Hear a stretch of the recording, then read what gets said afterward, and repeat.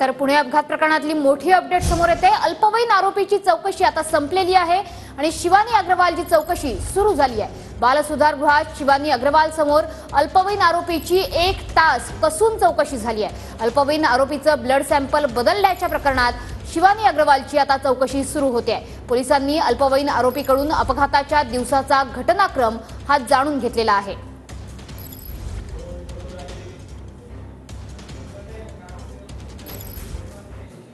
अल्पवयीन आरोपी सध्या बाल सुधार गृहात आहे। त्याच्यावर आरोप आहे दारूच्या नशेत रॅश ड्रायव्हिंग करत दोघांना उडवण्याचा। आरोपीची आई शिवानी अग्रवाल सध्या पुणे गुन्हे शाखेच्या ताब्यात आहे। आरोपीऐवजी स्वतःचं ब्लड सॅम्पल दिल्याचा संशय आहे आणि तोच त्यांच्यावर आरोप आहे। आरोपीचे वडील विशाल अग्रवाल न्यायालयीन कोठडीत आहेत। मुलाला गाडी दिली आणि ड्रायव्हरचं अपहरण केल्याचा त्यांच्यावर आरोप आहे।